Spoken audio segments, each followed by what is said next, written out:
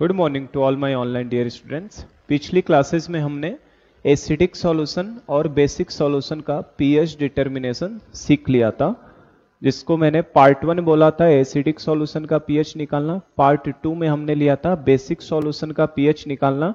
So today we are going to start with our part 3। और part 3 में हम लोग क्या देखने वाले हैं कि एसिड और बेस दोनों को अगर एक साथ डाल दिया जाए तो क्या होगा, है ना।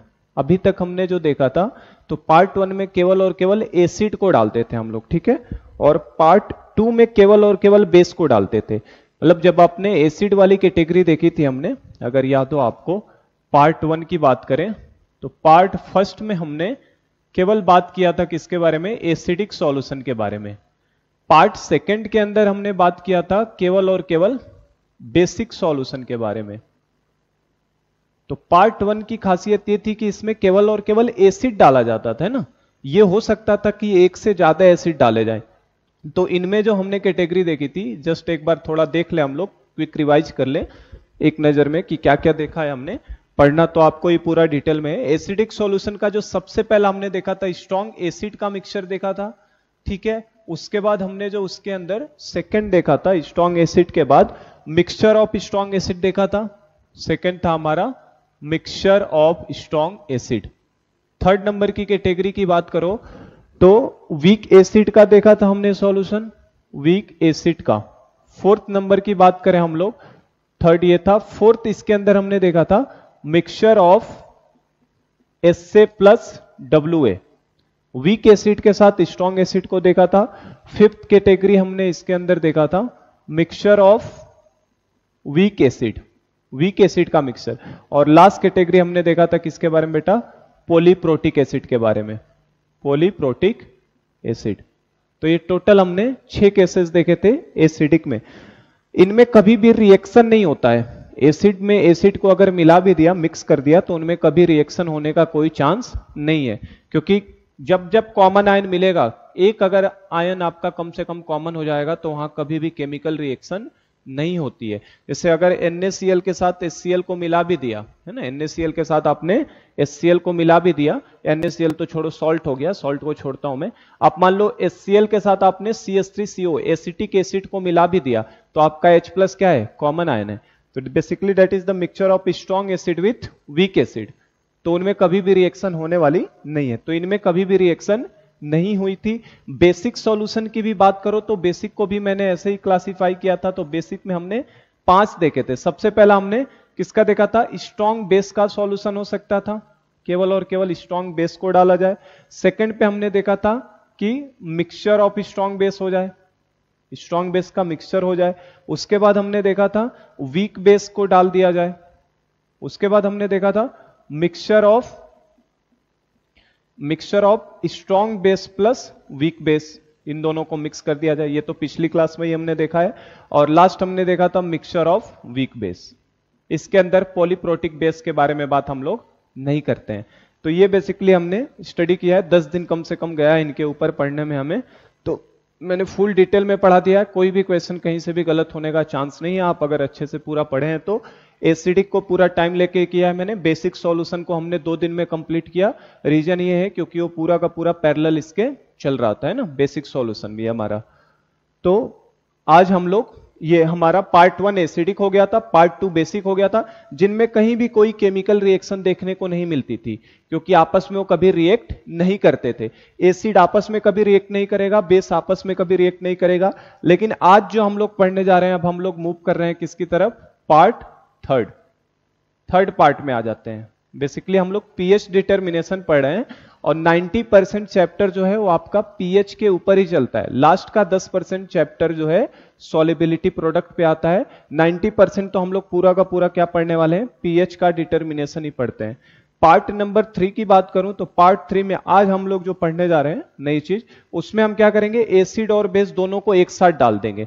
अब जब एसिड और बेस दोनों एक साथ जाएंगे तो आपको पता ही है, एसिड और बेस तो एक दूसरे को जानी दुश्मन है ना। तुरंत जाते ही आपस में रिएक्ट करेंगे, और रिएक्ट करके, ये हमें बचपन से 9th-10th से पता है कि एसिड बेस रिएक्ट करके क्या बनाते हैं, सॉल्ट और वाटर बनाते हैं। तो आज हम लोग पार्ट 3 से शुरू करने वाले हैं, और पार्ट 3 में हम लोग यही बोलेंगे, acid and base acid and base are mixed together. Acid and base are mixed together. हमने एसिड और बेस को अब एक साथ मिक्स किया तो क्या होने वाला है. तो इसमें खूब अच्छा क्वेश्चंस बनने लगते हैं, है ना, पॉसिबिलिटी ज्यादा हो जाती है. इनमें तो सिंपल एक ही तरीके की आयंस होते हैं. जब भी हमें एसिड और बेस, जब भी हमारा एसिड और बेस आपस में रिएक्ट करेगा तो एसिड बेस रिएक्ट करके हमें पता ही है कि क्या बनाने वाला है, सॉल्ट और वाटर. तो एक चीज ध्यान रखिए कि कभी भी अगर एसिड और बेस दोनों को एक साथ दिया है तो ऐसे तरीके के प्रॉब्लम में सबसे पहले हमको रिएक्शन लिखनी होगी. और अगर आप रिएक्शन लिखेंगे तो जाहिर सी बात है, हम लोगों ने पढ़ा है मोल कॉन्सेप्ट के अंदर कि या तो एसिड और बेस जब रिएक्ट कर रहे हैं तो या तो एसिड लिमिटिंग रिएजेंट बन जाएगा या तो बेस लिमिटिंग रिएजेंट बन जाएगा, या हो सकता है एसिड बेस दोनों के दोनों खत्म हो जाए, दोनों लिमिटिंग रिएजेंट बन जाए. तो उनके ऊपर क्या क्या पॉसिबिलिटीज होती है उन्हीं सबको हम लोग देखने वाले हैं पार्ट नंबर 3 में. तो कभी भी एसिड बेस का क्वेश्चन आए तो सबसे पहले हमें एसिड बेस का रिएक्शन लिखना जरूरी है. तो मैं पार्ट 3 से स्टार्ट करता हूं आपका आज. तो इनको एक बार अच्छे से पढ़ लो क्योंकि इनकी जरूरत यहां पे भी हमें कहीं कहीं पड़ेगी, है ना. जब एडवांस लेवल के प्रॉब्लम बनते हैं तो थर्ड पार्ट के अंदर भी पहला पार्ट और दूसरे पार्ट को मिक्स करके क्वेश्चन बना लेता है हमारा. तो we are going to move on our part third. और पार्ट थर्ड हमारा है acid and base. Acid and base both are mixed together. Both are mixed together. दोनों को हमने एक साथ मिक्स कर दिया. तो सबसे पहला, जैसा मैंने अभी बताया, एसिड बेस कभी भी आपको दे तो सबसे पहले you have to just write reaction between them. तो एसिड एंड बेस में हम लोग ये लिखेंगे, when acid and base are mixed together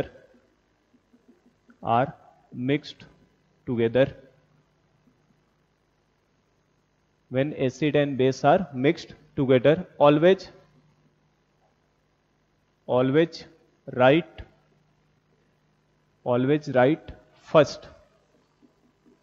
write first reaction between them. सबसे पहले आप उनके बीच का क्या लिखा करो, रिएक्शन लिखा करो. तो ये तो हमें पता है एसिड और बेस जो है वो रिएक्ट करके सॉल्ट और वाटर बनाते हैं. नॉर्मली आयनिक इक्विलिब्रियम चैप्टर में कभी भी दो ऐसे कंपोनेंट हो जिनके अंदर कोई भी कॉमन आयन ना हो. क्या कह रहा हूं मैं, कॉमन आयन ना हो. क्योंकि अगर कॉमन आयन हो जाएगा तो वहां पे रिएक्शन नहीं होगा. अगर कॉमन आयन नहीं है, कोई भी दो ऐसे कंपोनेंट हो जिनमें कॉमन आयन नहीं हो, तो आप always think of possibility of reaction. आपको हमेशा रिएक्शन की पॉसिबिलिटी सोचना है. और इवन सोचना क्या है, रिएक्शन होगा ही होगा. रिएक्शन होगा ही होगा. जैसे मतलब मैं एक साइड में समझाऊं, अगर मैं आपसे पूछूं कि मैंने NH4Cl को NaOH के साथ मिला दिया, NH4Cl को NaOH के साथ मिला दिया, तो देखो आपको NaOH तो पता है कि NaOH किस नेचर का है, बेसिक. लेकिन अभी आपको NH4Cl के बारे में पता नहीं है कि NH4Cl एसिडिक सॉल्ट है. ये तो पता है कि ये सॉल्ट है, पर ये एसिडिक सॉल्ट होगा कि बेसिक सॉल्ट होगा कि न्यूट्रल सॉल्ट होगा, उसके बारे में अभी हमें कोई आइडिया नहीं है. तो कभी भी आपको दो अपोजिट कंपोनेंट, इनके अंदर कोई आयन कॉमन नहीं है, तो कभी भी आपको दो ऐसे कंपोनेंट जिनमें कोई भी कॉमन आयन ना हो, तो आपको always think of possibility of reaction. हमेशा आपको सोचना है और रिएक्शन लिखना है. और लगभग रिएक्शन होती ही होती है. जैसे हमें यही पता है NH4Cl और NaOH को जैसे ही मिलाओगे ना बेटा, तो क्या होता है, आयन एक्सचेंज हो जाते हैं. तो Cl चला जाएगा इसका एनायन इसके केटायन के पास और इसका केटायन इसके एनायन के पास. तो क्या बन जाएगा, NH4OH प्लस NaCl. तो मैं कह रहा हूं कभी भी आपको ऐसे दो कंपोनेंट हो, है ना, तो इसको ध्यान ही रखना. उसको मैं लिखवाई देता हूं, वेरी वेरी इंपॉर्टेंट है ना, ये हमेशा याद रखिएगा. कभी भी एसिड और बेस को मिक्स किया है तो आपको रिएक्शन लिखना जरूरी है ताकि आप चेक कर सको, है ना. क्योंकि अभी हम लोग देखेंगे बफर बनते हैं ना, एसिडिक बफर, बेसिक बफर, तो क्या बचेगा क्या नहीं बचेगा उस हिसाब से तो आपको हमेशा देखना ही है. तो इस बात को मैं लिखवा देता हूं. इन जनरल, ध्यान ही रखना इस चैप्टर के अंदर, in general whenever in ionic equilibrium, in general whenever in ionic equilibrium two components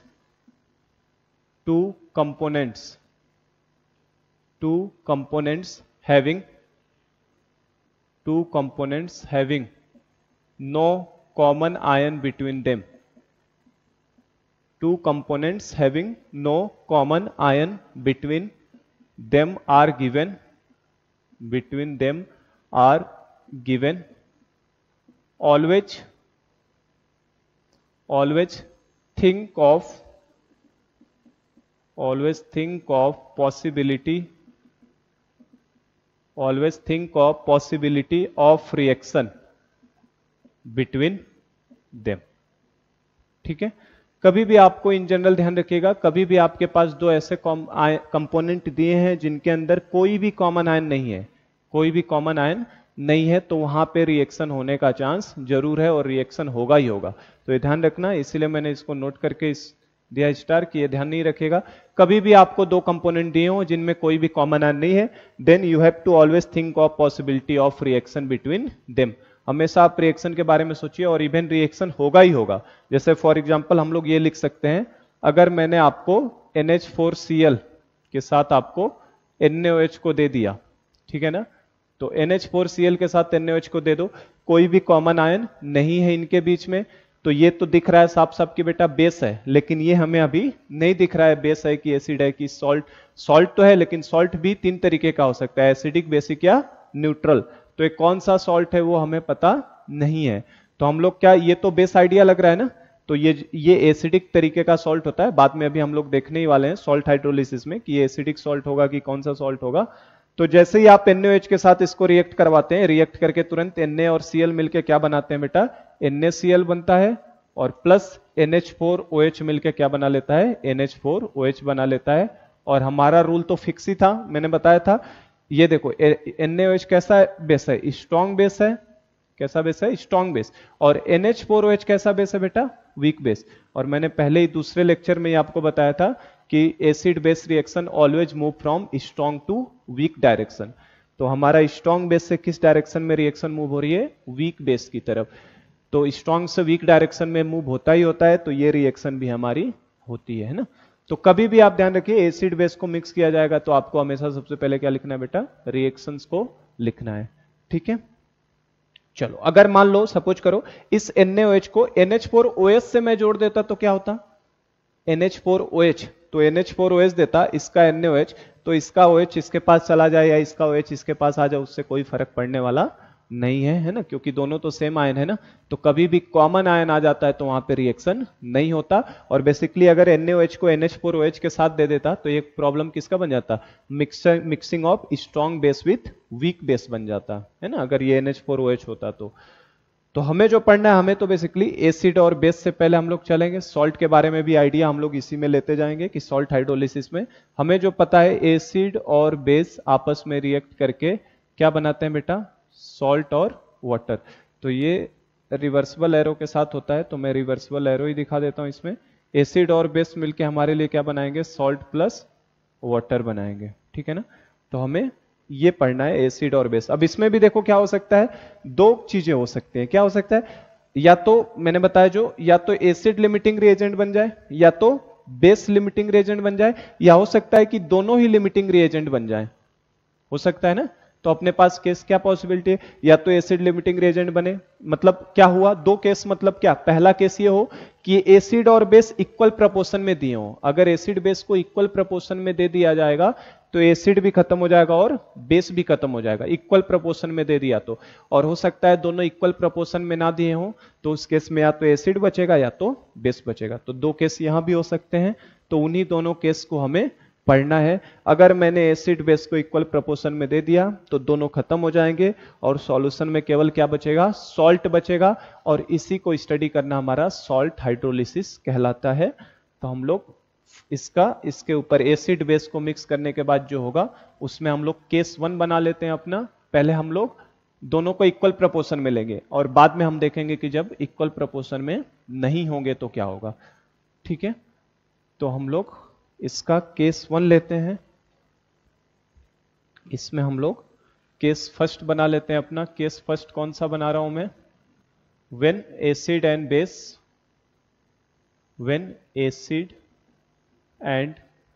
base are mixed in equal proportion.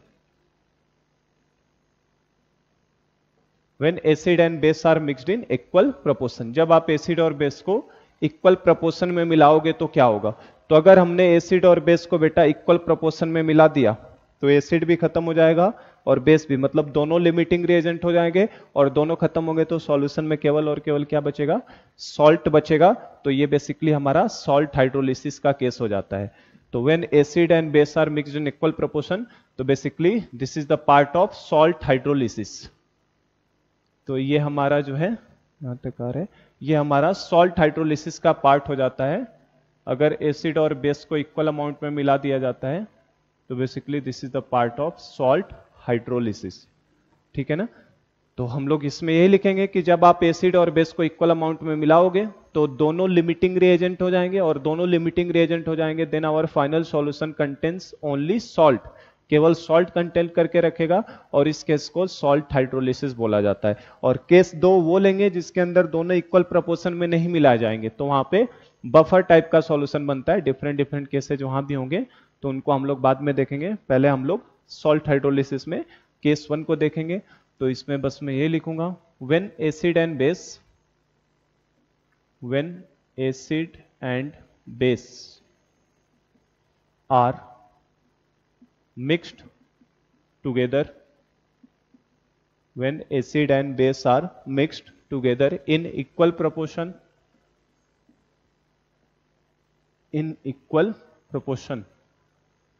then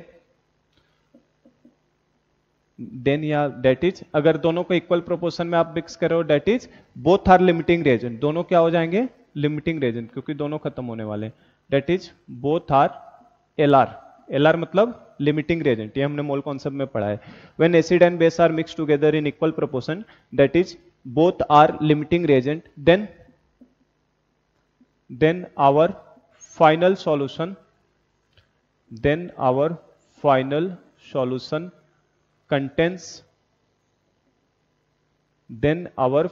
solution contains क्या केवल बचेगा? सॉल्ट बचेगा। Final solution contains salt only, so it will be case of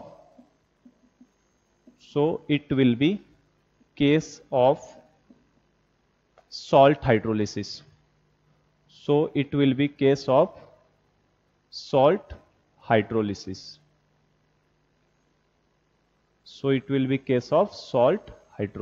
ठीक है बेटा?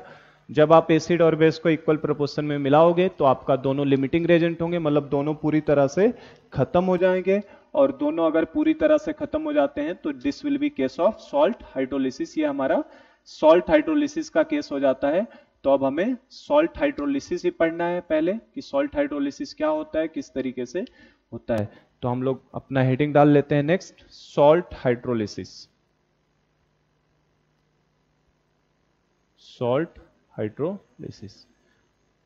तो अभी हमने बड़ी हेडिंग डाल ली है, सॉल्ट हाइड्रोलिसिस के बारे में पढ़ते हैं कि सॉल्ट हाइड्रोलिसिस क्या है। तो सॉल्ट हाइड्रोलिसिस में क्या होना है, देखो पहले तो रिएक्शन हम लोग लिख लें। सपोज करो ये HA हमारा एसिड है और कोई BOH बेस है, जनरल नोटेशन है ना। तो HA प्लस BOH, एसिड और बेस की रिएक्शन जो होती है बेटा ये रिवर्सिबल होती है, ठीक है ना।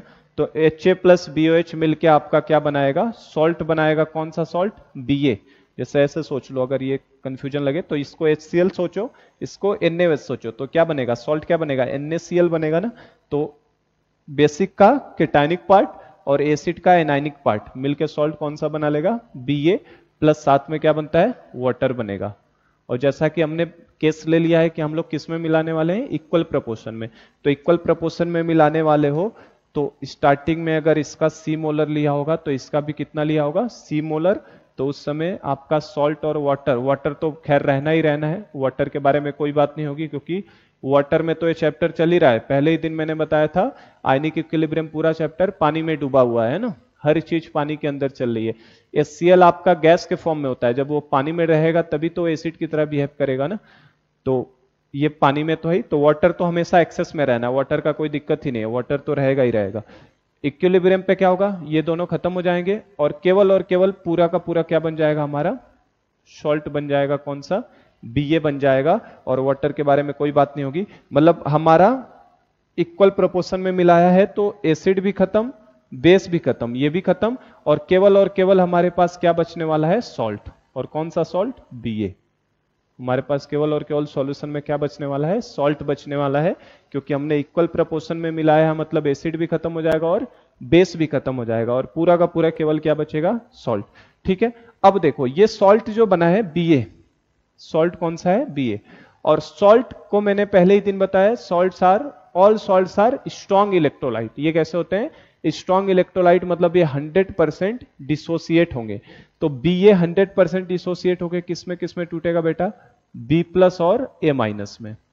सॉल्ट 100% डिसोसिएट होते हैं, और 100% डिसोसिएट होंगे तो केटायन B+ और एनायन A- में टूटेगा। All salts are strong electrolyte. ये पहले लेक्चर में ही मैंने बताया था, स्ट्रॉन्ग इलेक्ट्रोलाइट की कैटेगरी में सारे सॉल्ट्स कैसे होते हैं? स्ट्रॉन्ग इलेक्ट्रोलाइट होते हैं। और मैंने ये भी एक आइडिया दिया था, 4 तरीके के सॉल्ट हमको देखने होते हैं। कौन कौन से?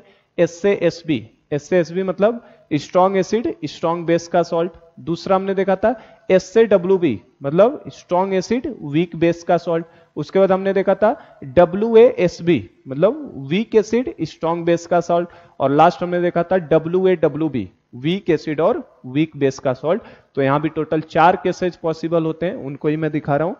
कोई सॉल्ट है, सॉल्ट हमेशा स्ट्रॉन्ग इलेक्ट्रोलाइट है, 100% डिसोसिएट होगा, तो B+ और किस में टूटेगा? A-। अब इट में भी पॉसिबल कि जो इसका केटायनिक पार्ट है B+, ये वाटर से रिएक्ट कर जाए, और ये भी पॉसिबिलिटी है कि इसका A- वाटर से रिएक्ट कर जाए। तो अगर इसका B+ हमारा वाटर से रिएक्ट कर जाए H2O के साथ, तो अगर B+ वाटर से रिएक्ट करेगा तो बेटा क्या होगा बताओ? B+ अगर वाटर से रिएक्ट करता है तो ये कैसा है? B+ हमारा केटायन है, तो केटायन क्या लेगा वाटर से? एनायनिक पार्ट लेगा, और वाटर का एनायनिक पार्ट क्या होता है? OH। क्या होता है? OH। तो जैसे ही रिएक्ट करेगा तो ये क्या बनाएगा? BOH बनाएगा, और कौन सा आयन बचा रह जाएगा वाटर का? H+ आयन बचा रह जाएगा। तो अब आप यहां से देख सकते हो ये जो H+ आयन आया, H+ आयन आने का मतलब ही क्या हो गया? सॉल्यूशन किस तरीके का होने लगेगा हमारा? एसिडिक सॉल्यूशन होने लगेगा। कैसा होगा? एसिडिक। तो देखो पिछले पार्ट और इसमें फर्क क्या है? पहले 2 पार्ट में जो आपका सॉल्यूशन का नेचर डिसाइड होता था, एसिडिक होगा कि बेसिक होगा, वो डिपेंड करता था हमने एसिड डाला है कि बेस डाला है। इस पार्ट में हम एसिड बेस दोनों को डाल रहे हैं, इस पार्ट में हमने एसिड और बेस दोनों को डाला है, तो सॉल्यूशन एसिडिक होगा कि बेसिक होगा ये डिसाइड करने का काम कौन करेगा? सॉल्ट करेगा। अब कौन डिसाइडिंग फैक्टर होगा? सॉल्ट। इसका नाम ही क्या है? सॉल्ट हाइड्रोलिसिस, है ना। सॉल्ट का हाइड्रोलिसिस के बाद, हाइड्रोलिसिस होने का मतलब होता है जिसके अंदर वाटर रिएक्टेंट की तरह भी काम करे और सॉल्वेंट की तरह भी काम करे। तो वाटर सॉल्वेंट तो है ही यहां पे, और आप देख सकते हैं अगर इसके टाइम से रिएक्ट कर रहा है तो रिएक्टेंट की तरह भी काम कर रहा है। तो हाइड्रोलिसिस का मतलब ये वाटर सॉल्वेंट की तरह भी ट्रीट हो रहा है और रिएक्टेंट की तरह भी। तो इस सॉल्ट का समझना ध्यान से, पहले पार्ट में क्या था? एसिड में एसिड की वजह से H+ आता था, बेस में बेस की वजह से OH- आता था। अब यहां पे एसिड बेस दोनों एक साथ आ चुके हैं, और वो भी इक्वल प्रोपोर्शन में। मतलब ना इसमें एसिड बचा ना ही इसमें बेस बचा, क्योंकि दोनों क्या हो चुके हैं? Limiting reagent. दोनों पूरी तरह से क्या हो गए? खत्म हो गए। एक बार फील हो जाएगा ना क्या करना है, तो फिर तो आसान लगने लगेगा। वही फील दिला रहा हूं मैं। तो अब हमारे पास सॉल्यूशन में क्या बचा है? सॉल्ट। अब सॉल्ट के अंदर भी केटायन होता है और सॉल्ट के अंदर एनायन होता है।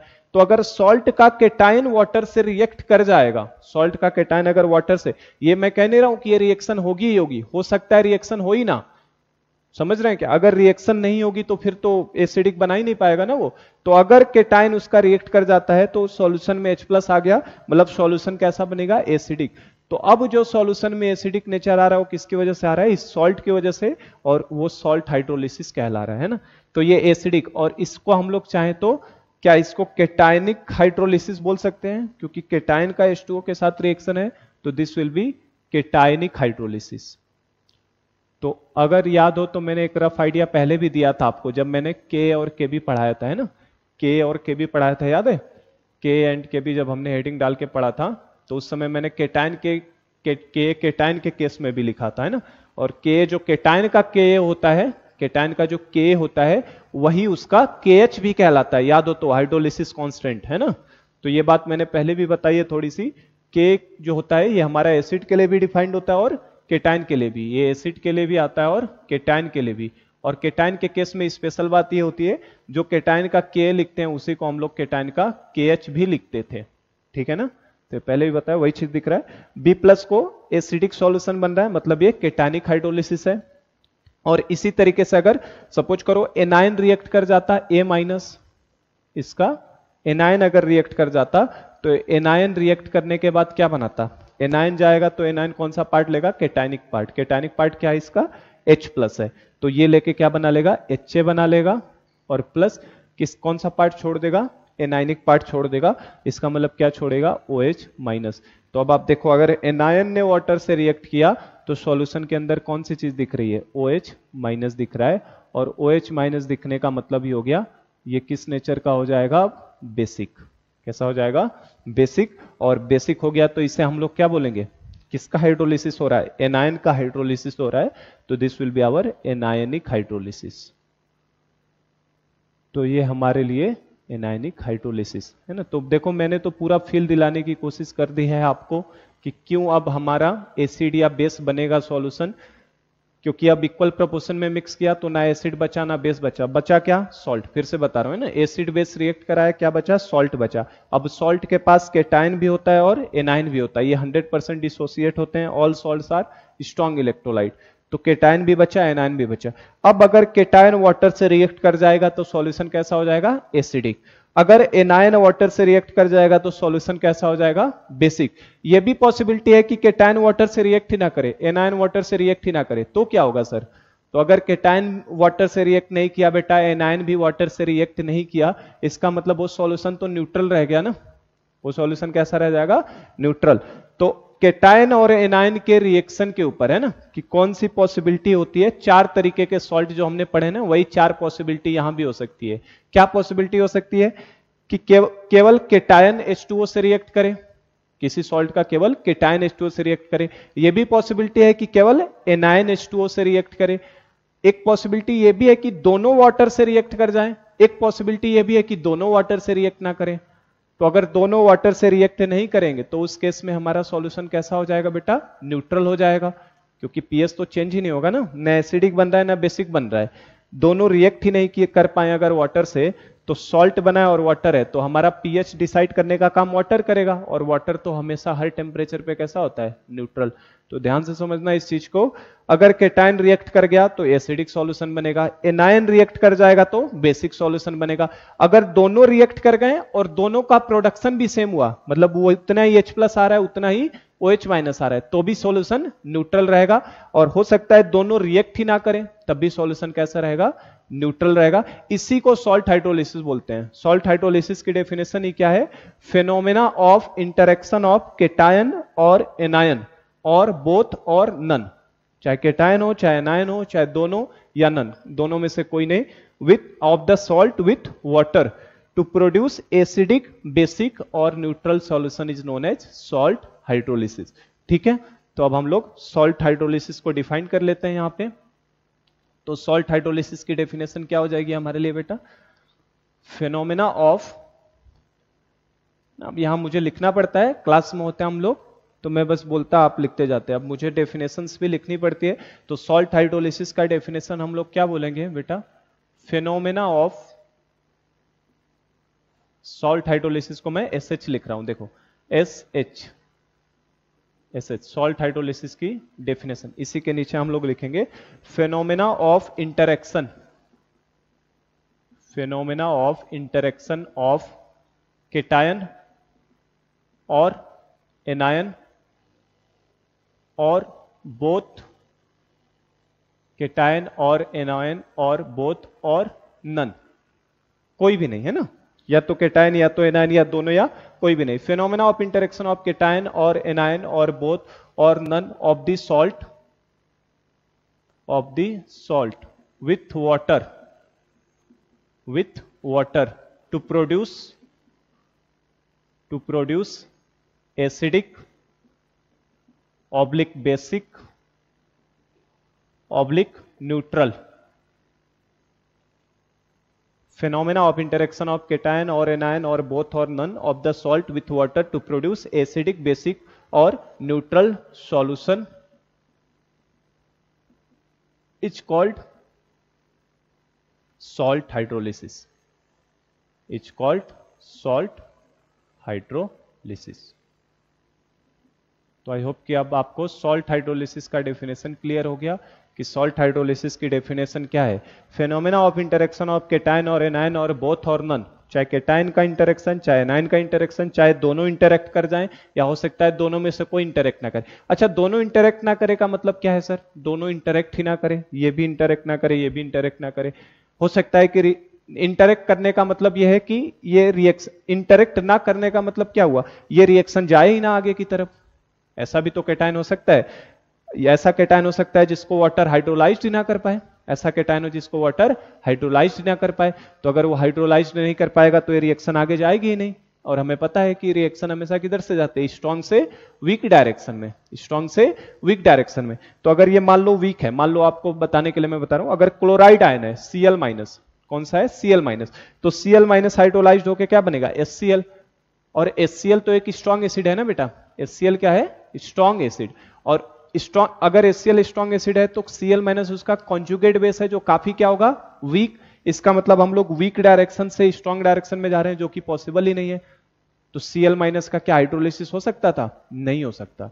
तो जितने भी हमारे, वो सब अभी आएगा पार्ट, बस मैं आइडिया दे रहा हूं एक, अभी हम लोग डिटेल में ही देखने वाले हैं एक एक case. Strong acid strong base का मिक्सचर है ना, स्ट्रॉन्ग एसिड का वीक बेस का मिक्सचर, सबको देखने वाले हैं सॉल्ट बनाते हुए।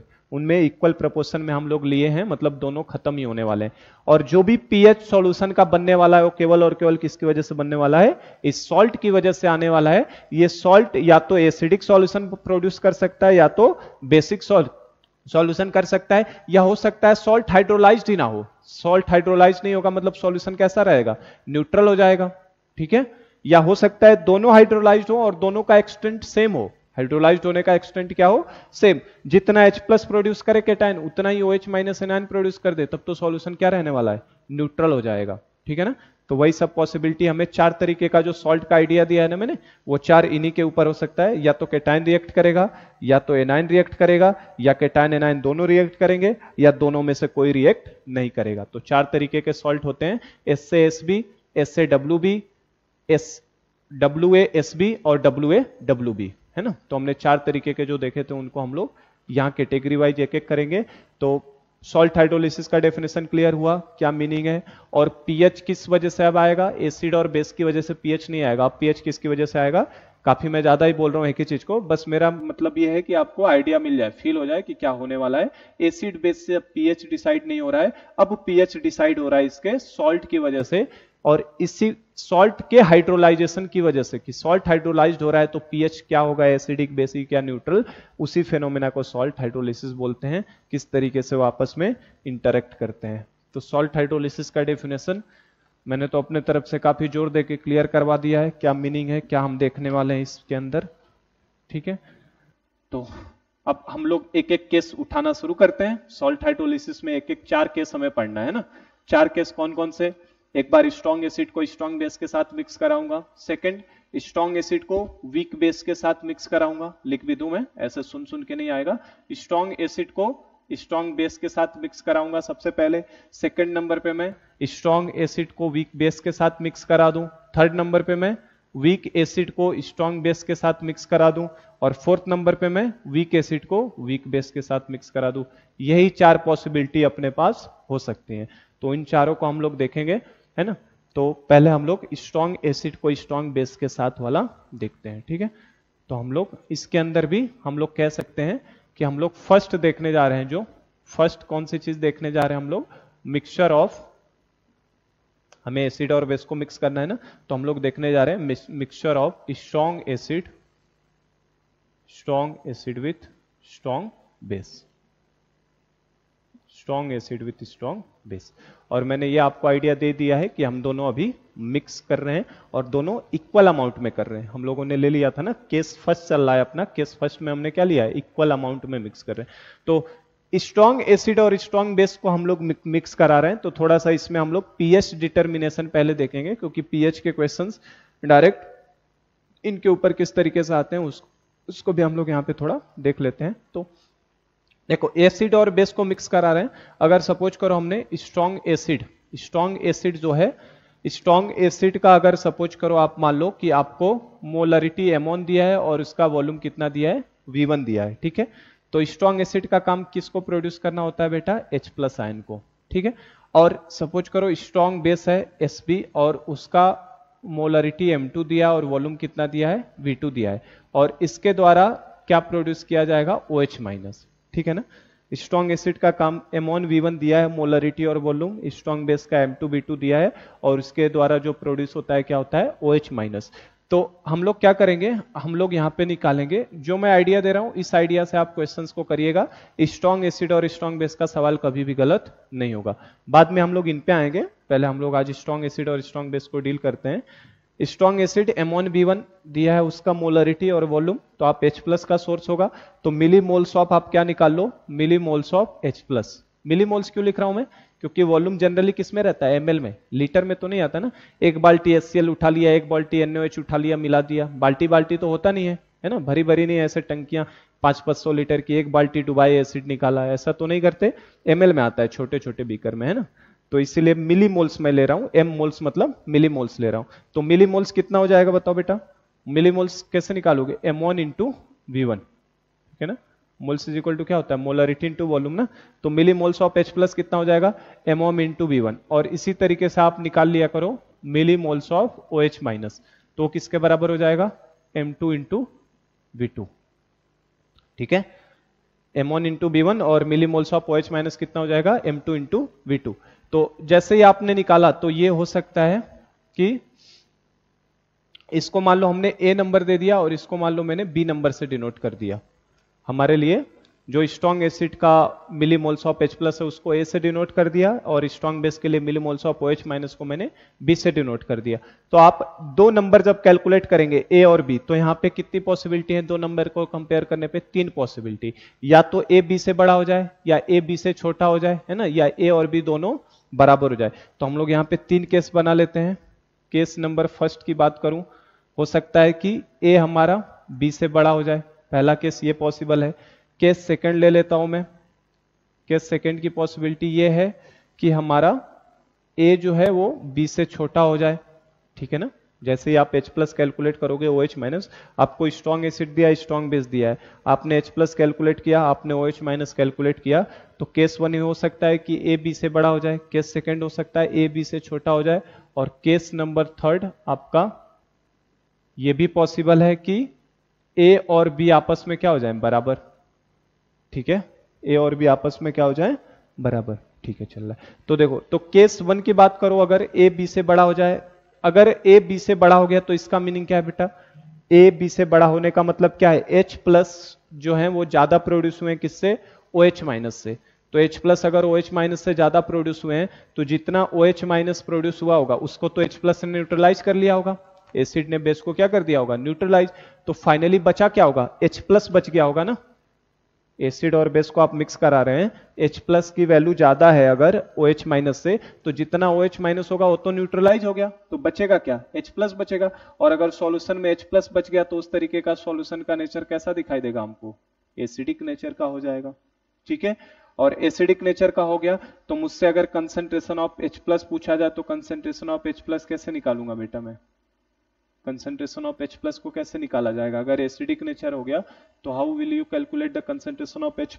तो क्या करोगे, देखो A बड़ा है B से, तो A का B, A के अंदर जितना B रहा होगा उतना तो कंज्यूम कर लिया होगा, समझ रहे हो। देखो ये मान लो, ये सपोज करो ये 10 आया, 10 आया और ये वैल्यू कितनी है 5, तो 5 तो उसका खत्म हो जाएगा न्यूट्रलाइज करने के चक्कर में ना, 10 और 5 छोड़ो, इसको 10 ले लो, इसको 2 ले लो, तो जो बेस का 2 आएगा वो तो पूरा का पूरा न्यूट्रलाइज हो जाएगा। तो आखिर एसिड का कितना बचेगा, 10 में से 2 न्यूट्रलाइज करने में गया तो बचा कितना, 8। तो हम लोग कैसे निकालेंगे, बचा हुआ मोल्स, तो बचा हुआ मोल्स हो जाएगा A-B, एसिड का जो बचा हुआ मोल्स हो जाएगा वो कितना हो जाएगा, A-B, और हमें कंसंट्रेशन चाहिए तो मोल्स अपॉन क्या होता है, वॉल्यूम, तो V1 प्लस V2, क्योंकि वॉल्यूम को जोड़ना कभी भी ना भूलें, क्योंकि वॉल्यूम तो ऐड होगा ना जैसे मिक्स करेंगे। तो ये हमारा H+ का फॉर्मूला हो जाएगा। अगर A B से बड़ा हो गया तो सॉल्यूशन का नेचर कैसा, एसिडिक, और एसिडिक सॉल्यूशन अगर नेचर में हो गया तो H प्लस कैसे निकालोगे? ए मोल में से बी मोल तो कंज्यूम होने में चले गए, ए मोल में से बी को तो कंज्यूम, इसको न्यूट्रलाइज करने में खत्म हो गया, तो बचा कितना? A minus B upon V one plus B two. और अगर H प्लस एक बार निकल गया बेटा तो OH माइनस कैसे निकालते हैं हम लोग? तो OH माइनस का तरीका वही रहेगा अपना KW तो मैंने बता दिया हमेशा 25 लिए लेंगे हम लोग, तो 10⁻⁻14 divided by concentration of H plus हो जाएगा। ठीक है, तो अब आपको मैं अगर ये पूछ लूं कि सोर्स ऑफ H प्लस क्या है, अगर मैंने मान लो यहाँ पे सोर्स पूछा कि H प्लस का सोर्स क्या है, तो H प्लस किसकी वजह से आया है बेटा? इस एसिड की वजह से, स्ट्रॉन्ग एसिड है। सोर्स ऑफ H प्लस क्या है हमारे लिए? Strong acid. और अगर मान लो मैं पूछूं source of OH minus ion क्या है? सोर्स ऑफ OH माइनस, तो क्या strong base source of OH minus है क्या? यहाँ पे सोचो जरा सा, क्या strong base source of OH minus हो सकता है? स्ट्रॉन्ग बेस का तो जितना OH माइनस आया था उसको पूरा एसिड खा गया है ना, जानी दुश्मन है, खत्म कर दिया, उसके जितना भी OH माइनस प्रोड्यूस हुआ वो अमाउंट तो उसने खत्म कर दिया। तो OH माइनस का सोर्स कौन है? स्ट्रॉन्ग बेस नहीं है, स्ट्रॉन्ग बेस मत बोल देना, यहाँ पे OH माइनस का सोर्स कौन हो जाएगा? वाटर हो जाएगा, क्योंकि वाटर में तो रिएक्शन होनी है ना, एसिड प्लस बेस तो हमेशा वाटर में, तो सोर्स ऑफ OH माइनस कौन होगा? वाटर, ना कि स्ट्रॉन्ग बेस, क्योंकि वो पूरी तरह से क्या हो चुका है? कंज्यूम हो चुका है। तो ये हो गया एक तरीका। ठीक, अब देखो केस सेकंड, देखो क्या हो सकता था, अगर ए बी से छोटा हो जाए, ए बी से छोटा होने का मतलब क्या हो जाए? ए बी से छोटा हो गया मतलब अब H प्लस कम है, OH माइनस ज्यादा है, तो अब उल्टा OH माइनस H प्लस को खत्म कर देगा, तो सॉल्यूशन में क्या बचा रहेगा? OH माइनस, और OH माइनस अगर बचा है तो सॉल्यूशन किस नेचर का होगा बेटा? बेसिक नेचर का। सॉल्यूशन किस नेचर का हो जाएगा हमारे लिए? बेसिक नेचर का हो जाएगा। ठीक है, और अगर आपका सॉल्यूशन बेसिक नेचर का हो गया तो अब कंसंट्रेशन ऑफ क्या निकालेंगे हम लोग? OH minus. बेसिक क्यों बचा समझे ना, क्योंकि H प्लस तो पूरा OH माइनस ने न्यूट्रलाइज करके खत्म कर दिया ना, तो हमारे पास बचा क्या? B ज्यादा है A से, मतलब OH माइनस बचा है, OH माइनस। अब निकालोगे कैसे OH माइनस? तो B में से A मोल तो खत्म हो जाएगा कंज्यूम करने में, तो बचेगा कितना OH माइनस का? B minus A। तो ये हमारा बचा रह गया कितना? B माइनस A मोल्स बच जाएंगे, और मोल्स अपॉन क्या होता है? कंसंट्रेशन का मतलब मोल्स अपॉन वॉल्यूम, तो वॉल्यूम तो दोनों को जोड़ के हो जाएगा ना। तो ये अप्रोच आप लगाओ, कभी भी आपका स्ट्रॉन्ग एसिड स्ट्रॉन्ग बेस का कोई सवाल गलत होने वाला नहीं है। ठीक है, तो ये हो जाएगा B minus A upon V1 plus V2। और अगर आपसे H प्लस पूछ ले तो H प्लस कैसे निकालोगे बेटा? तो H प्लस के लिए वही तरीका, KW अपॉन H प्लस, और KW मैंने बता दिया है नॉर्मली 10⁻14 ही लेना है, तो KW upon concentration of OH minus. और यहां भी अगर मान लो मुझसे पूछ ले कि सोर्स बताइए कि OH माइनस का सोर्स क्या है, तो OH माइनस किसकी वजह से बचा हुआ है? स्ट्रॉन्ग बेस हो गया इसका सोर्स, स्ट्रॉन्ग बेस। और यहां पे अगर मान लो मुझसे पूछ ले कि सोर्स बताओ H प्लस का सोर्स क्या है, तो क्या स्ट्रॉन्ग एसिड है क्या H प्लस का सोर्स? स्ट्रॉन्ग एसिड का H प्लस तो न्यूट्रलाइज हो गया, तो सोर्स कौन हो गया इसका भी? वाटर, वाटर की वजह से H प्लस बचेगा। और अगर A और B दोनों बराबर हो गए तो क्या होगा बेटा? A और B दोनों बराबर हो जाए तो क्या होगा? तो A और B जब दोनों बराबर हो जाएंगे तो ऐसा सॉल्यूशन में सॉल्ट बचेगा केवल, है ना, केवल क्या बचेगा? सॉल्ट, क्योंकि ना एसिड बचा ना बेस बचा, तो बचेगा केवल सॉल्ट। और सॉल्ट में भी एसिडिक, बेसिक और न्यूट्रल, तीनों तरीके का सॉल्ट हो सकता है, या तो एसिडिक होगा, या तो बेसिक, या तो न्यूट्रल। क्योंकि सॉल्ट अभी मैंने दिखाया पिछले केस में, केटायन इंटरेक्ट कर सकता है, एनायन कर सकता है, दोनों कर सकते हैं, दोनों में से कोई नहीं कर सकता।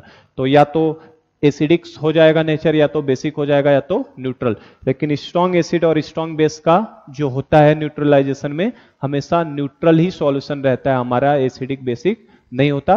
क्यों न्यूट्रल रहता है वो पार्ट हमारा कल की क्लास में आएगा, जब हम लोग सॉल्ट हाइड्रोलिसिस इसका स्टार्ट करेंगे। अभी हम लोग सॉल्ट हाइड्रोलिसिस नहीं लिए, तो यहां जस्ट मैं इसका बता रहा हूं। जब ये दोनों मिलाएंगे तो ये सॉल्यूशन हमारे लिए तीनों केस हो सकता था, मैं तीनों लिखूंगा यहां पे, नहीं तो आप याद करने लगोगे कि पहला एसिड, दूसरा बेसिक, तीसरा न्यूट्रल। ऐसा नहीं है, ये एसिडिक भी हो सकता है, ये बेसिक भी हो सकता है, और ये हमारे लिए न्यूट्रल भी हो सकता है। चूंकि ये स्ट्रॉन्ग एसिड और स्ट्रॉन्ग बेस का सॉल्ट है, तो ये हमेशा न्यूट्रल ही रहता है, इसमें एसिडिक ना एसिडिक बनता है ना बेसिक बनता है, तो ये हमारा सॉल्यूशन न्यूट्रल हो जाएगा। अब इसमें H प्लस और OH माइनस कैसे निकालेंगे, है ना, A और B बराबर हो जाए, तो वही H प्लस और OH माइनस निकालना ही तो हमारा क्या है? Salt hydrolysis. H प्लस और OH माइनस अगर निकालना एक बार हम जान गए तो वही तो हमारा पार्ट क्या है, सॉल्ट हाइड्रोलिसिस का, जिसे हमें पढ़ना है। समझे क्या? तो हमारा काम वही निकालना है कि जब दोनों का अमाउंट बराबर हो जाए तो कैसे करेंगे। अनइक्वल अमाउंट है तब तो आप एसिडिक है बेसिक का आइडिया लगा के निकाल लोगे, लेकिन जब इक्वल अमाउंट हो जाएगा तो सॉल्यूशन का नेचर अभी मैंने बता दिया न्यूट्रल होगा। ये हम लोग प्रूव भी करेंगे कि स्ट्रॉन्ग एसिड स्ट्रॉन्ग बेस का सॉल्ट न्यूट्रल होता है। तो इसको हम लोग प्रूव करेंगे जब अभी हम लोग सॉल्ट हाइड्रोलिसिस इसका करेंगे, है ना। अभी हम लोग सॉल्ट हाइड्रोलिसिस का ही पार्ट में है, हमें सॉल्ट हाइड्रोलिसिस ही करना है। मैं इनके ऊपर ये अगर इस केस में होता है तो एक दो न्यूमेरिकल कैसे आ सकते हैं उनको मैं आपको करवा देता हूं, ठीक है। तो इनके ऊपर हम लोग प्रॉब्लम्स को ले लेते हैं। तो ये ध्यान रखिएगा, ए और बी बराबर होने का मतलब हो गया कि एसिडिक बेसिक या न्यूट्रल। चूंकि ये case strong acid strong base का है तो ये न्यूट्रल होता है। ये जानकारी अभी दे रहा हूं, इसको हम लोग सॉल्ट हाइड्रोलिसिस से प्रूफ भी करेंगे जब इसका हम लोग अभी सॉल्ट हाइड्रोलिसिस करेंगे। तो पहले इस केस के ऊपर और इस केस के ऊपर क्वेश्चंस कैसे आते हैं जब अनइक्वल अमाउंट में हो, तो हम लोग न्यूमेरिकल थोड़ा देख लेते हैं एक दो, ठीक है। और एक और जानकारी मैं दे दूं, एक और चीज पहले बता लूं फिर मैं न्यूमेरिकल पे आता हूं इनके ऊपर। एक और छोटी सी चीज है ना, कभी कभी पूछ ले तो हमें पता होना चाहिए। तो एक छोटी सी चीज है उसको भी बता देता हूं मैं। देखो, जो एसिड बेस का रिएक्शन है ना, इसको भी थोड़ा ध्यान रखिएगा, कभी कभी पूछा है हमसे। एसिड बेस का जो रिएक्शन है HA प्लस BOH, ये क्या है, एसिड है और ये क्या है, बेस है। एसिड और बेस कभी भी आपस में रिएक्ट करेंगे तो हमारे लिए क्या बनेगा बेटा, सॉल्ट बनेगा Ba प्लस H2O, इसका केटाइन इसका एनाइन, तो Ba प्लस H2O ये बन गया। ये जो रिएक्शन होती है किस नेचर की होती है बेटा, acid base reaction are always in reversible nature. Reversible nature का कैसा होता है, रिवर्सिबल नेचर का होगा। रिवर्सिबल मतलब ये फॉरवर्ड में भी जा सकता है बैकवर्ड में भी। अगर किसी ने मुझसे पूछा कि इसके फॉरवर्ड डायरेक्शन में आपको क्या समझ में आता है, अगर आप इसके फॉरवर्ड डायरेक्शन को देखोगे फॉरवर्ड डायरेक्शन में, तो फॉरवर्ड डायरेक्शन में आपका एसिड और बेस रिएक्ट करके सॉल्ट और वाटर बना रहे हैं, तो फॉरवर्ड डायरेक्शन को बोला जाता है acid base neutralization. Forward direction को क्या बोलते हैं हम लोग, एसिड बेस न्यूट्रलाइजेशन बोलते हैं। फॉरवर्ड में अगर जाओगे तो एसिड बेस न्यूट्रलाइजेशन, जिसको मैं ABN लिख देता हूं, ABN, ठीक है, एसिड बेस न्यूट्रलाइजेशन। और अगर पीछे से देखोगे, बैकवर्ड डायरेक्शन से देखो, अगर उल्टे डायरेक्शन से देखो जरा पीछे की तरफ से, तो बैकवर्ड डायरेक्शन में क्या हो रहा है, बैकवर्ड में, तो बैकवर्ड में सॉल्ट वाटर से रिएक्ट करके एसिड और बेस प्रोड्यूस कर रहा है। तो अभी जो हम केटाइन और एनाइन का हाइड्रोलिसिस करा रहे थे, केटाइन एनाइन का, मतलब सॉल्ट जब वाटर से रिएक्ट करेगा तो बैकवर्ड डायरेक्शन में क्या कहलाएगा, सॉल्ट हाइड्रोलिसिस कहलाएगा। तो बैकवर्ड डायरेक्शन में क्या है हमारे लिए, सॉल्ट हाइड्रोलिसिस, SH। समझे क्या बात को। तो अगर मैं ये पूछूं कि फॉरवर्ड डायरेक्शन में जाने का एक्सटेंट ज्यादा होता है कि बैकवर्ड डायरेक्शन में आने का एक्सटेंट ज्यादा होता है, तो ऑलमोस्ट आपको पता होगा acid base neutralization almost completion पे जाता है ना। तो फॉरवर्ड डायरेक्शन के अगर एक्सटेंट की बात करो, एक्सटेंट कि फॉरवर्ड डायरेक्शन के एक्सटेंट क्या होगा, तो फॉरवर्ड डायरेक्शन का एक्सटेंट मोर होता है, काफी ज्यादा है ना, ऑलमोस्ट कंप्लीशन पे जाता है, तो फॉरवर्ड में एक्सटेंट मोर होगा। और अगर बैकवर्ड डायरेक्शन के एक्सटेंट की बात करो तो बैकवर्ड में एक्सटेंट क्या होता है, काफी लेस होता है। मतलब ये रिएक्शन ऑलमोस्ट सामने की तरफ जाना चाहती है, पीछे आना नहीं चाहती है। तो एसिड बेस न्यूट्रलाइजेशन एक्सटेंट मोर। और अगर सॉल्ट हाइड्रोलिसिस की बात करो, है ना, हम लोग अभी कैलकुलेट करेंगे क्या एक इक्विलिब्रियम रिएक्शन का इक्विलिब्रियम कांस्टेंट होगा। तो जो फॉरवर्ड डायरेक्शन में होता है, देखो जो फॉरवर्ड डायरेक्शन में इक्विलिब्रियम कांस्टेंट होता है, फॉरवर्ड डायरेक्शन का जो फॉरवर्ड का इक्विलिब्रियम कांस्टेंट है उसको हम लोग KABN लिख रहे हैं। KABN मतलब क्या, equilibrium constant of acid base neutralization forward direction में। और जो बैकवर्ड डायरेक्शन की बात करो, अगर बैकवर्ड डायरेक्शन, तो बैकवर्ड डायरेक्शन के इक्विलिब्रियम कांस्टेंट को मैं KH लिख रहा हूं,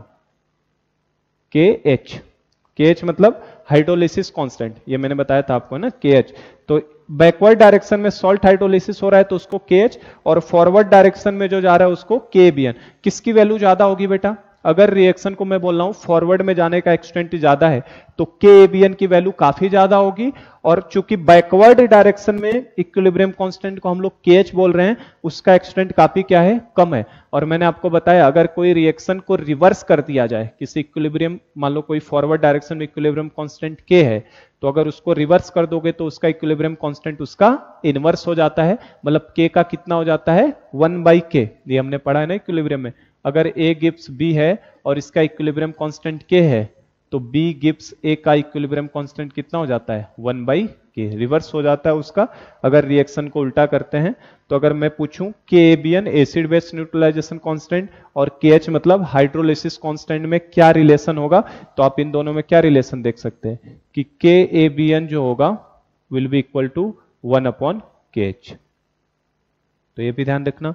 हम लोग क्वेश्चन में क्या करते हैं बेटा, क्वेश्चन में कभी कभी हमसे एसिड बेस न्यूट्रलाइजेशन कांस्टेंट पूछ लेता है, तो हम लोग जो अभी सॉल्ट हाइड्रोलिसिस पढ़ने वाले हैं, यही पढ़ने वाले हैं ना, सॉल्ट हाइड्रोलिसिस में जनरली हम लोग KH निकालते हैं। KH मतलब हाइड्रोलिसिस कांस्टेंट को निकालेंगे, और मैंने अभी बताया कि बैकवर्ड में इसका एक्सटेंट क्या है, काफी कम है ना, तो इस KH की वैल्यू काफी छोटी आएगी। हम लोग करेंगे अभी न्यूमेरिकल वगैरह सॉल्ट हाइड्रोलिसिस में, तो इस KH की वैल्यू क्या आएगी, काफी छोटी आएगी, क्योंकि इसका बैकवर्ड डायरेक्शन में एक्सटेंट क्या है, काफी कम है। तो ये KH की वैल्यू बहुत छोटी आएगी हमारे लिए, और KH अगर छोटा आएगा तो KBN क्या आएगा, काफी लार्ज। और हमें पता है अगर इक्विलिब्रियम कांस्टेंट की वैल्यू बड़ी होती है तो रिएक्शन फॉरवर्ड में जाती है, और छोटी होती है तो फॉरवर्ड में जाने का एक्सटेंट उतना ही कम होता है। तो ये भी हम लोग ध्यान रखिएगा, अगर कभी आपसे KBN पूछ लिया, मेरा यही बताने का पॉइंट था यहाँ पे कि हमसे कभी कभी KBN पूछ लेता है एसिड बेस न्यूट्रलाइजेशन, तो हम लोग ये कैलकुलेट नहीं करते हैं, हम लोग क्या कैलकुलेट करते हैं, हाइड्रोलिसिस कांस्टेंट। इस टॉपिक में सॉल्ट हाइड्रोलिसिस में जैसे acid dissociation constant Ka calculate करते थे, बेस का Kb होता था, इसी तरीके से सॉल्ट हाइड्रोलिसिस का जो कांस्टेंट होता है वो क्या होता है, KH। और KH गिवन नहीं होता, KH हमें कैलकुलेट करना पड़ता है। K और Kb तो गिवन था ना, KH हमें कैलकुलेट करना पड़ता है, और ये वैल्यू हम कैलकुलेट करेंगे, काफी छोटी आती है, ठीक है। तो ये मुझे बताना था। और जस्ट एक और पॉइंट इसके रिस्पेक्ट में बताऊं अगर, तो देखो जो एसिड बेस न्यूट्रलाइजेशन होता है, एसिड बेस न्यूट्रलाइजेशन रिएक्शन जो होती है, एसिड बेस का न्यूट्रलाइजेशन, तो एसिड बेस फॉरवर्ड डायरेक्शन में जाता है, और एसिड बेस का न्यूट्रलाइज करोगे आप, एसिड और बेस को कभी भी निकालना तो वहां से हीट निकलती है। एसिड और बेस को मिक्स करने पे क्या निकलता है, हीट निकल रहा है। हम लोग थर्मोकेमिस्ट्री में भी पढ़ेंगे कि जो न्यूट्रलाइजेशन रिएक्शंस होती हैं वो एक्जोथर्मिक नेचर की होती हैं। तो एसिड बेस न्यूट्रलाइजेशन जो होगा ये हमारा एक्जोथर्मिक नेचर का होता है। ये कैसी होती है, एक्जोथर्मिक। एक्जोथर्मिक होने का मतलब इसका डेल्टा एच कैसा रहेगा बेटा, निगेटिव। तो हमारा एसिड बेस न्यूट्रलाइजेशन एक्जोथर्मिक होता है। तो अगर हमसे पूछ ले कि सॉल्ट हाइड्रोलिसिस कैसा होता है आपका, अगर हमसे पूछ ले कि सॉल्ट हाइड्रोलिसिस कैसा होगा, तो देखो सामने की तरफ एसिड बेस न्यूट्रलाइजेशन एक्जोथर्मिक है, तो अगर रिएक्शन को पीछे से देखोगे बैकवर्ड डायरेक्शन से, तो हमें पता ही है, अगर सपोज करो ए से बी का डेल्टा एच हमारे पास अगर पॉजिटिव होता, इसका डेल्टा एच पॉजिटिव या निगेटिव ले लेता हूं मैं, उस पर निगेटिव समझा रहा हूं, ये अगर डेल्टा एच इस रिएक्शन का निगेटिव है, तो इस रिएक्शन को जैसे ही आप उल्टा करते हैं, तो उल्टा करते इस रिएक्शन का डेल्टा एच क्या हो जाता है, पॉजिटिव। तो ये तो हमें पता ही है ना बात, K और 1/K। और ये अगर सामने की फॉरवर्ड में निगेटिव है, फॉरवर्ड में अगर एक्सोथर्मिक है, तो बैकवर्ड में वो एंडोथर्मिक हो जाता है ना, उल्टा करते ही साइन भी चेंज हो जाता है। तो अगर acid base neutralization forward direction में हमारा एक्सोथर्मिक है, तो सॉल्ट हाइड्रोलिसिस बैकवर्ड डायरेक्शन में कैसा हो जाएगा हमारे लिए, एंडोथर्मिक हो जाता है। तो ध्यान रखना कि अगर कभी ये पूछ ले कि सॉल्ट हाइड्रोलिसिस रिएक्शन कैसी होती है, तो एंडोथर्मिक होगी, और एंडोथर्मिक होने का मतलब क्या हो गया, इसका डेल्टा एच कैसा रहेगा, पॉजिटिव। और वैसे मैं वो बताऊं तो मीनिंग ही बता दूं, लिसिस, लिसिस का मतलब होता है तोड़ना, लिसिस मतलब क्या होता है, तोड़ना। सॉल्ट हाइड्रोलिसिस का मतलब है सॉल्ट को तोड़ना है, हाइड्रो मतलब वाटर से, है ना। तो वाटर से जब टूटेगा तभी तो वाटर रिएक्ट करेगा केटायन और एनायन के साथ। तो सॉल्ट हाइड्रो, और तोड़ना है किसी चीज को, तो बेटा ये मार्कर रखे रखे तो टूटेगा नहीं, इसके ऊपर कुछ फोर्स लगाऊंगा, कुछ मारूंगा, थोड़ा चलाऊंगा तब टूटेगा। तो तोड़ने का मतलब ही होता है हमें एनर्जी देनी पड़ती है, और एनर्जी देने का मतलब वो एंडोथर्मिक। हम अपने तरफ से एनर्जी नहीं देते, वो एनर्जी खुद वाटर, जैसे हमने नमक को उठा के पानी में डाल दिया, तो थोड़ा चलाने के बाद नहीं नमक घुलता है ना, अपने आप घुल जाता है, क्योंकि हमने पढ़ा है कॉन्सेप्ट लैटिस एनर्जी और हाइड्रेशन एनर्जी का। वो खुद एनर्जी प्रोड्यूस होती है और खुद उसके अंदर तोड़ देती है। अगर हाइड्रेशन एनर्जी लैटिस एनर्जी से ज्यादा है, तो उस लैटिस को तोड़ेगा और उसको पूरा का घोल देगा, डिसॉल्व कर लेगा उसके अंदर। तो सॉल्ट हाइड्रोलिसिस एंडोथर्मिक नेचर का होता है, डेल्टा एच क्या होता है, पॉजिटिव। ये जानकारी एक देनी थी मुझे, है ना, ये मैं इसीलिए बताया अभी मैंने। और हम लोग KH कैलकुलेट करेंगे और एसिड बेस न्यूट्रलाइजेशन पूछेगा तो उसका क्या हो जाएगा, रिवर्स हो जाएगा। अब हम लोग थोड़ा न्यूमेरिकल देख लेते हैं उसके ऊपर, जो अभी हमने देखा है कि एसिड और बेस को अगर हमने मिक्स किया है, स्ट्रॉन्ग एसिड और स्ट्रॉन्ग बेस को, ऑलमोस्ट मुझे लग रहा है 54 मिनट्स हो चुका है। तो न्यूमेरिकल हम लोग आज की क्लास में लें या कल की क्लास में कर लें? ठीक है, न्यूमेरिकल एक ले ही लेते हैं, है ना, थोड़ा टाइम जाएगा। एक न्यूमेरिकल ले लेते हैं हम लोग, एक ले लेते हैं और एक आप बाद में ट्राई करिएगा। एक न्यूमेरिकल मैं करवा देता हूं आपको और एक होमवर्क के फॉर्म में दे देता हूं। देखो, तो हम लोग न्यूमेरिकल एक ले लेते हैं इसके ऊपर, जो अभी हमने देखा स्ट्रॉन्ग एसिड और स्ट्रॉन्ग बेस के मिक्सर पे। सॉल्ट हाइड्रोलिसिस तो हम लोग कल ही शुरू कर पाएंगे, स्ट्रॉन्ग एसिड स्ट्रॉन्ग बेस का। न्यूमेरिकल जरूर कर लेते हैं। क्वेश्चन आपसे दे रहा है 200 ml of 0.1 molar HCl solution is mixed with 300 ml of 0.1 molar NaOH solution. ठीक है, हमसे बोला है calculate pH of resulting mixture, calculate pH of resulting mixture. Resulting mixture का pH निकालिए। तो इसको आप एक ट्राई दे सकते हो, कैसे करोगे बताओ? आप एक ट्राई कर सकते हैं एक बार। अब इसमें देखो, इस प्रॉब्लम में मैंने आपको एसिड बेस दोनों को मिला दिया है ना, और जब एसिड बेस दोनों को आप मिला दोगे तो एसिड बेस मिलाने का मतलब ही हो गया ये, देखो ये HCl एसिड है और NaOH क्या है, बेस है, और पता तो है ही हमें ये स्ट्रॉन्ग एसिड है और ये स्ट्रॉन्ग बेस है। तो basically this is the problem of mixture of strong acid with strong base. तो pH निकालना है रिजल्टिंग मिक्सचर का। क्या करें बेटा हम लोग, जो मैंने आइडिया दिया है सिर्फ उसी से चलो। आप HCl ले लो पहले। HCl किसको प्रोड्यूस कर, HCl के बारे में बात करें अगर इसका, तो इसका मोलरिटी देखो कितना दिया है, M1 0.1 दिया है हमें, और इसका वॉल्यूम अगर लिख लो तो तुरंत कितना दिया है, 200 ml। ठीक है बेटा, तो ये किसको देने का काम करेगा, H+ को देने का काम करेगा। और H+ अगर देने का काम करेगा तो इससे हम लोग क्या निकाल ले, A निकाल लेते हैं। और A इज इक्वल टू क्या, अभी मैंने बताया नंबर मानना है, M1 इंटू V1।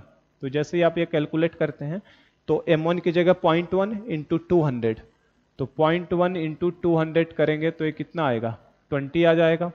ठीक है, इसी तरीके से देखो बेस जो है, बेस क्या है हमारे पास, NaOH है। हर strong acid strong base, strong acid और स्ट्रॉन्ग बेस में रिएक्शन लिखने की जरूरत नहीं है, स्ट्रॉन्ग एसिड और स्ट्रॉन्ग बेस में मत लिखना, बाकी केसेज में लिखेंगे। स्ट्रॉन्ग एसिड स्ट्रॉन्ग बेस में रिएक्शन लिखने की जरूरत नहीं है, जो अप्रोच मैंने बताया उसी से सॉल्व हो जाते हैं। तो इसमें अगर बात करो तो इसमें देखो M2 कितना है दिया हुआ मैंने, 0.1 मोलर ही दिया है, और वॉल्यूम मैंने कितना दिया है NaOH का, 300 ml दिया है। ठीक है, तो यहां से आपको ये किसका सोर्स है बेटा, OH माइनस का, और OH माइनस का सोर्स है तो यहां से क्या निकाल लो, B निकाल लो। एसिड के लिए A निकालो और बेस का क्या निकालो करो, B। अभी जो पीछे समझाया था मैंने, तो बेस का B निकालोगे तो B किसके बराबर, M2 इंटू V2। तो 0.1 इंटू वॉल्यूम कितना, 300, तो ये कितना हो जाएगा बेटा आपका 30। तो मुझे बताओ सॉल्यूशन में क्या रहेगा, एसिडिक होगा कि बेसिक होगा? अगर नेचर में पूछ लूं तो आप देख रहे हैं यहां से कि B की जो वैल्यू है it is more than A है। B की वैल्यू क्या है, A से ज्यादा है, इसका मतलब इसके 30 मिलीमोल्स हैं और एसिड के 20 मिलीमोल्स हैं। तो HCl का 20 मिलीमोल, NaOH का 30 मिलीमोल्स, तो लिमिटिंग रेजेंट क्या हो गया, एसिड, क्योंकि उसका 20 मिलीमोल्स खत्म हो जाएगा। तो 30 के साथ 20 का दिया है ना, तो 20 तो उसके खत्म हो गए, तो इसका बचेगा कितना, 10। तो पहले तो अगर मान लो सॉल्यूशन का नेचर अगर हमसे पूछा होता तो आंसर क्या होता, बेसिक हो जाता। ठीक है, और हमें अब चूंकि B A से बड़ा है तो B A से बड़ा है बेटा, तो इसका मतलब सॉल्यूशन किस नेचर का है, बेसिक। और बेसिक में क्या निकालेंगे, OH माइनस, और OH माइनस का फॉर्मूला अभी मैंने बताया कैसे निकालोगे, B minus A upon V1 plus V2। तो B हमें पता ही है, A हमें पता ही है, दोनों वॉल्यूम हमें पता ही है, तो यहां से निकल जाएगा OH माइनस। तो बस कैलकुलेट कर लो, तो कितना आएगा देखो, 30 माइनस 20, क्योंकि 30 का 20 तो चला गया ना,